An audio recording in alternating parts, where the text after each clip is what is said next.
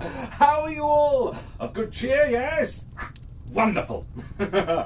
Now, have I got a very exciting tale for you? Oh, yes. It's very, very old, and from my people back on Avalon.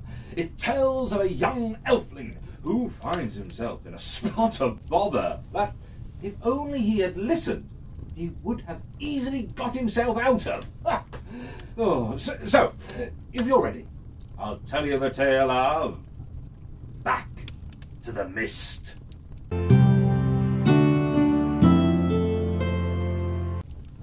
Once an age ago, when elves and men were wary of each other and mistrust was great between them,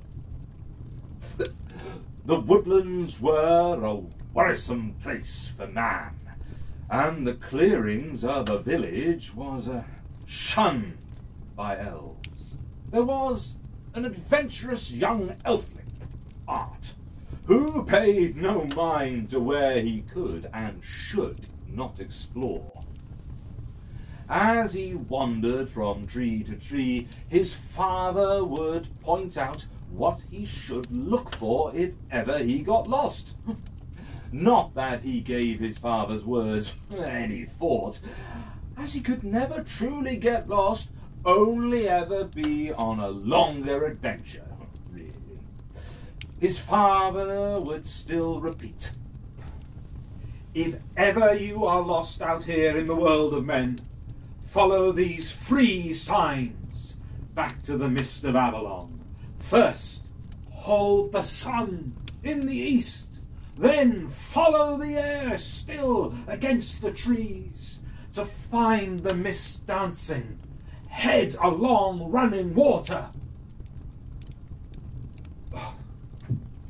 To his closed-off ears, hoping that maybe some of it might linger. Art was running free as his father's words drifted far behind him. The trees were lush and green as they blurred into one beside him, for he was wandering far indeed this day, further than he ever had before. So far, in fact, that nothing around him looked the same as he knew before. He stopped at a pile of logs on the ground. But these logs had not fallen from the trees, rather they had great cuts scarred upon them. From these logs he looked up and around to see that the trees had stopped, and in the centre of this clear space were round mounds, topped by cones of twigs with smoke rising off them. Art was taken aback, for in his past adventures he had seen known sights before, like bright frogs, birds with songs of gold, and pure white stags. However, these were natural things, whereas these mounds didn't seem the same as those things. Art beamed with delight and headed off to get a closer look. As he got closer, he was hit by a great wave of noise and scents. There was smoke, chickens, pigs, and many creatures that he did not know. But most importantly to Art was the sound of talking in a language he did not understand. He had only ever spoken with elves from Avalon. The young elfling needed to know who the owners of this unknown language were. So he, without a further thought, stepped in front of the talkers and proudly presented himself with a smile and a bow.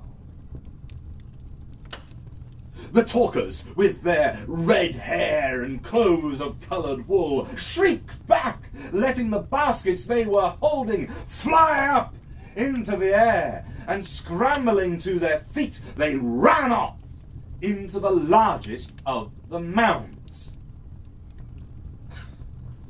Art didn't know what to say or do. All he had done was say hello. Yes, those talkers looked odd to him with their bright hair and rounded ears. He wasn't going to hold that against them. As he mulled over this thought, he was interrupted by an explosion of movement and shouts from the largest mound as a red-topped mountain of a figure burst out of its opening. As well as the red hair upon its head, under its nose was a thick, flowing brush of hair obscuring its upper lip, and swirls of blue paint upon a bare chest. This painted beast strode towards Art. Art did not wish to converse with this new creature, so bolted back out of the clearing, quickly followed by the now familiar sound of shouts. The shouts began to fade, so Art slowed. As he stopped, so too did the shouts. Whew. After an uneasy moment of silence, however, there came the most horrifyingly wild sound that Art had ever heard, and it was racing closer towards him. Looking back, he saw bared teeth in snarling mouths carried on thin, racing clawed legs. The beasts howled as they made ground. Art's legs burst out into a run before he truly had time to think. He fled deeper into the woodland, longing for his adventure to end for home, but how could he get back home? He had never wandered this far from his father before, and at this desperate speed, he could not think. Heart-panted, trying to find his father's voice in his head, but without breaking his flight, he could not think. He cursed himself for never truly listening to his father. As he ran, he could feel the eastern sun against his already heated and sweating back. As his mind focused on the burning feeling, his father's voice grew louder in his ear. First, hold the sun in the east. First, hold the sun in the east. He remembered. Oh, he was heading in the right direction. The racing beasts howled anew once again, making their threat known. Art may be now on the right track, but he was still in mortal danger from those snarling teeth. As he tried to keep up his speed despite the fire burning in his legs, his foot was pulled by bark-clad grasping hands, sending him crashing hard to the ground. Reaching back as he pulled his screaming foot from the tangling root, he was struck by the hope that could be found in this great oak, and jumping high against its rough trunk, Art began to climb.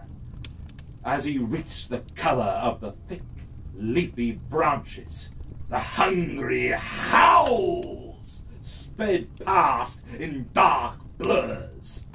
Slumped with relief against the oak as his breath fully returned to him. His mouth clambered to find the words of his father. First hold the sun in the east. Hold the sun in the east.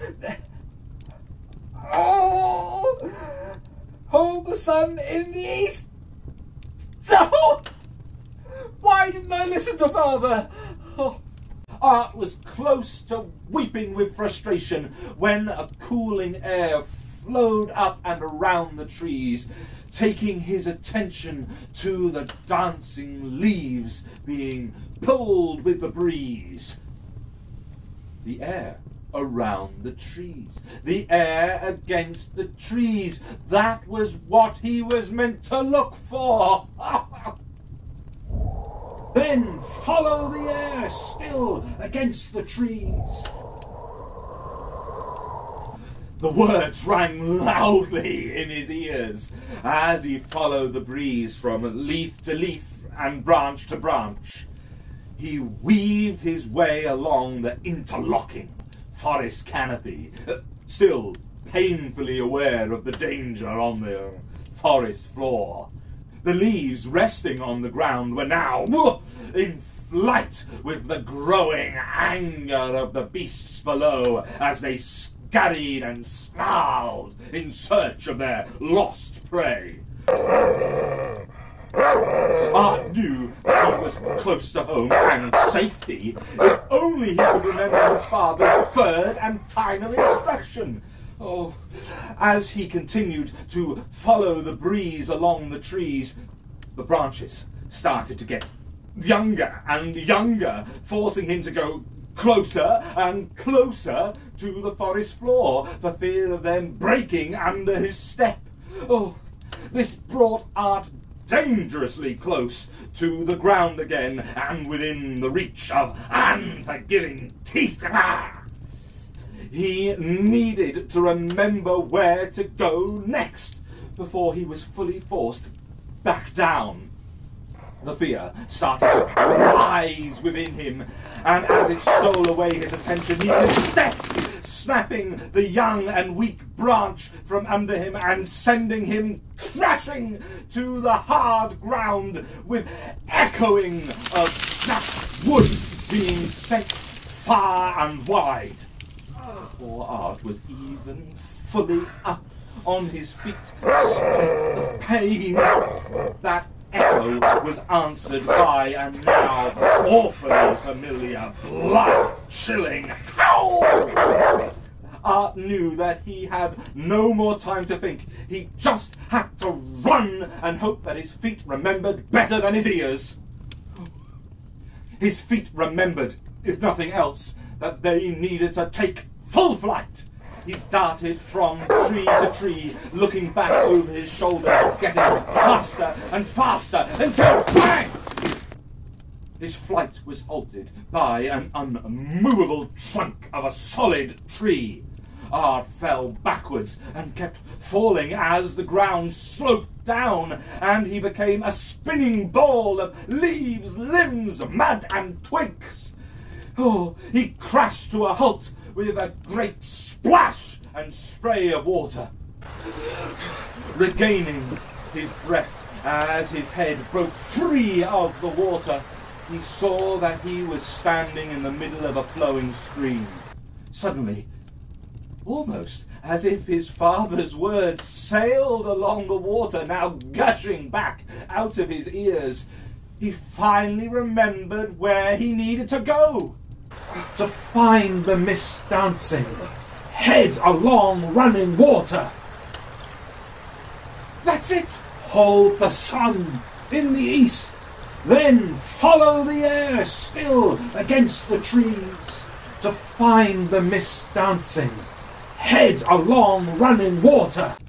With that thought, Art waded down the stream, hugging his now battered and bruised body tightly, but not allowing himself to slow. The stream may have covered his scent from those beasts, but if they saw him, the hunt would start anew. As he moved further downstream, a mist began to gather, and it grew colder, made all the worse by his drenched clothes. But Art smiled despite all that he had endured, for in the enveloping mist he could hear his father's voice, not the voice of his father in his memories, but the fresh and living voice of one who loved him and who would protect him. With tears running down his cheeks, Art called out to his father in a weak voice. With that, the misty figure of his father rapidly became clearer as he ran to his son, hearing his distress, and Art was finally home in his father's safe, loving arms. Wow! Well, it got a bit close there for Art, didn't it? Oh, but I hope you see why you should never wander off, as I'm sure Art now knows. But it did make a very exciting tale for us, though, didn't it? Oh, and do remember, if you think of any exciting stories of your own, to email them to bard.elven.tales@gmail.com, so I can turn them into exciting videos like this one, eh?